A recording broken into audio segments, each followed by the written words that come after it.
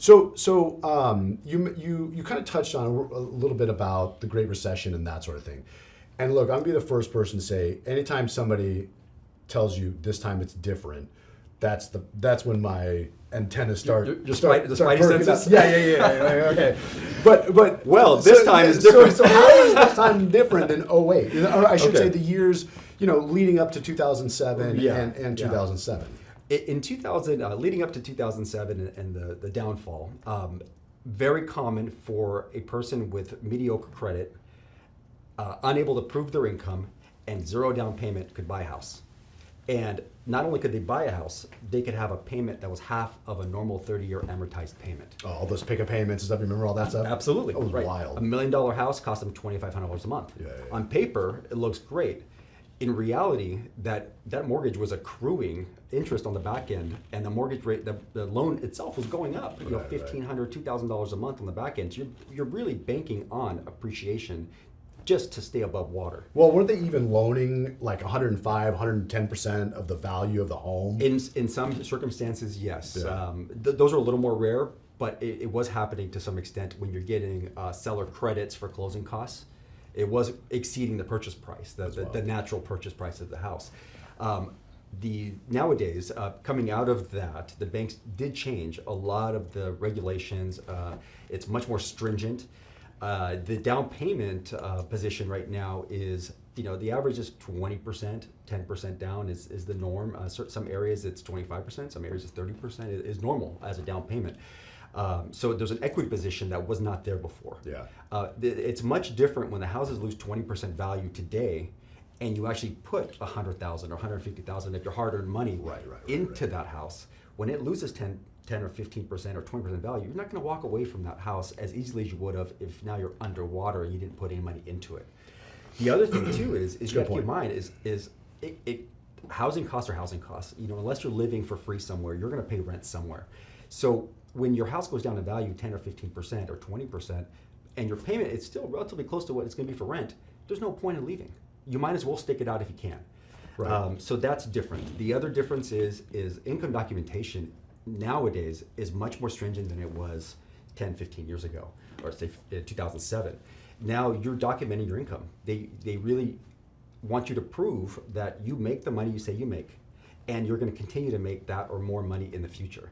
So the banks are really protecting themselves. They know what they did wrong ahead of last time, and they want to make sure it doesn't happen again. So the equity position is much stronger now than it's ever been. I read a study. One in 3 homes in the United States is free and clear, no loan. Really? Really? 1 in 3? 1 in 3, and of the 2/3, half of those homes have 50% loan to value. So there's a massive equity position, and so a lot of this is done by you put 20% down, and then we've had 30% appreciation, let's say, over the last 2 years. Right. So there you go. Now your house is worth $500,000, you owe $250. You're not going to walk away from the house if it loses $100,000 of value. Well, I think that's interesting. I'll say one thing that I've noticed is different is, I don't know anybody that owns 2 houses or more than one house that couldn't afford it based upon their income and that sort of thing. Mm-hmm. I remember back in 05, 06, 07, talking to people, and they're like, I've got 2 or 3 houses and stuff. And I'm like, I know how much you make. I'm not sure how you can afford 3 houses, right? Or 6 houses. I mean, I heard of people owning 15 homes and stuff like that. And I'm like, the credit was easy. Right. The credit was easy. But back to your point of like, it's easier to walk away from a property if it's not your primary residence, right? Like if I own 6 other properties plus my primary residence, you're walking from the second home. Yeah, I'm not taking a bath on that one. Yeah, right. And that's very true. The other thing that nobody's talking about now, it is so much easier to monetize a second home now with VRBO, the Airbnbs, short-term rentals. If your city allows it. So people are really utilizing that to offset the cost of their second home that they're not using all the time. Got it. So there is other ways to monetize these idle assets, so to speak, if they're not appreciating the way you expected them to.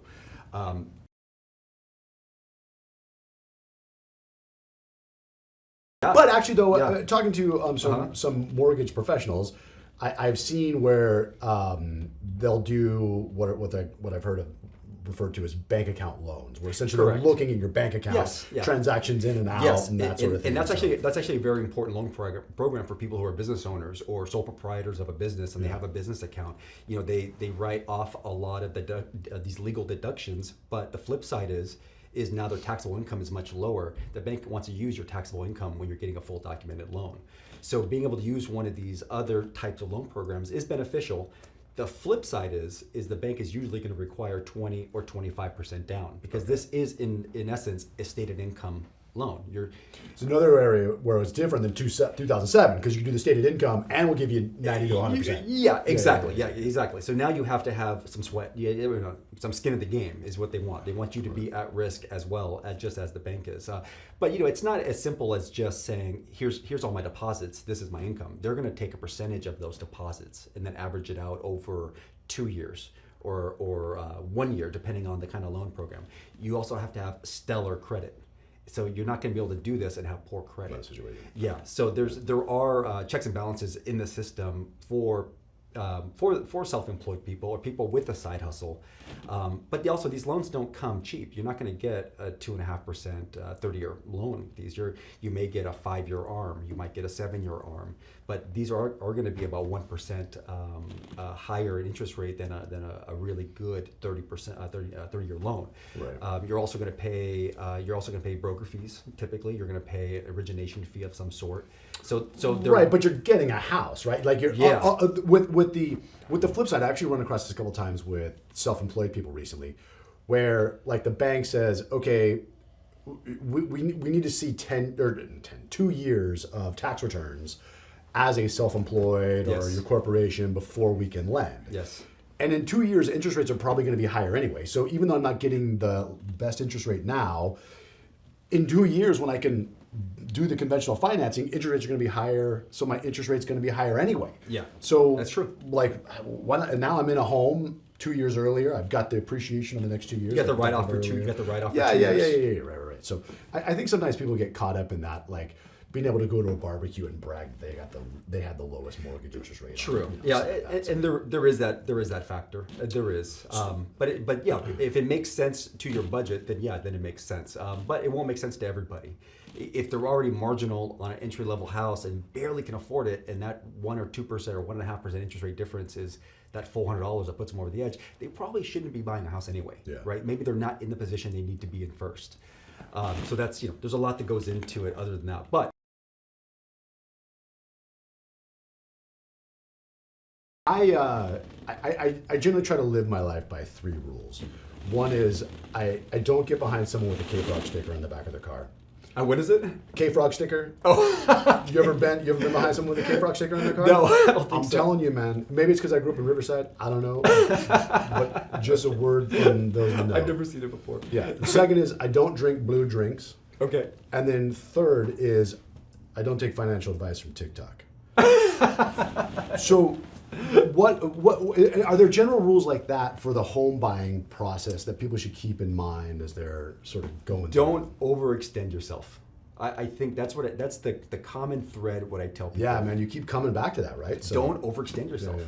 I see there is in a market like this, which is very dynamic, there is this propensity to buy more because it's going to be worth more in theory, right? If you buy a $500,000 house and it goes up 6%.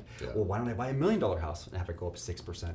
Well, yeah, in theory that's great, but in the actual paying for this house is what you're gonna have to do, and you could be in that house much longer than you expected. When recession hit, there was a lot of people that were planning on retiring that weren't able to retire. A lot of people that wanted to, that were in small condos, then had families and they wanted to buy something bigger. They couldn't sell their condo for what they needed to buy something bigger. Oh yeah, that was terrible. So there is a lot of so I tell people is don't bite off more than you can chew, because you might be in that house for a while.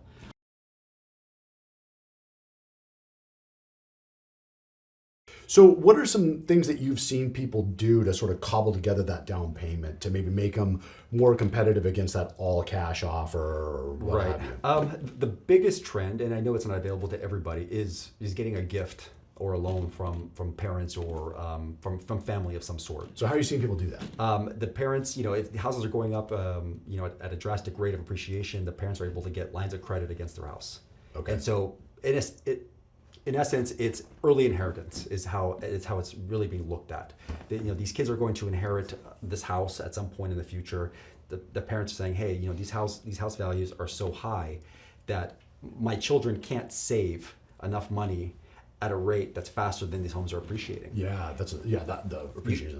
So you can't save, you can't keep up with the savings rate. Right, So right. so they're giving these gifts at down payments.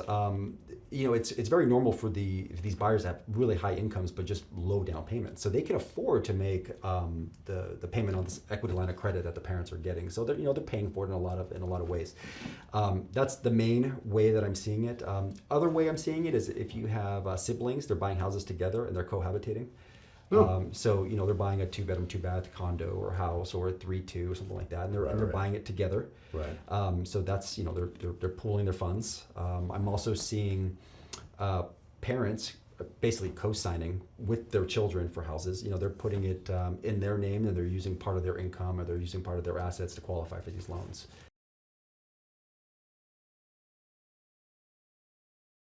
All right. Well, let's do this. Let's have a little bit of fun. We'll turn to some rapid fire yes or no questions. Okay. All right. You ready? Let's go. All right. So, first question: is your home an investment? Yes. All I'm saying is I never had to replace the roof on my stock portfolio. Depends how many houses you have. Okay. Fair enough. Do a buyer's personal letter help? They're not necessarily allowed anymore. They used to help, but they're not allowed. Oh, okay. All right. Is a home, it wasn't exactly a yes or no answer. No. All right. Thank you. But yes. Do homes where the toilet paper rolls out under the roll worth less? Yes. Thank you. I knew it. Is now a good time to buy a home? Yes. Now a good time to sell a home? Absolutely. Do koi ponds help resale value? No. Do man caves help Yes. resale value? Did you pee in the ball pit? No. Well, no. Maybe. Did you? Well, I think my kids beat you to it actually last week.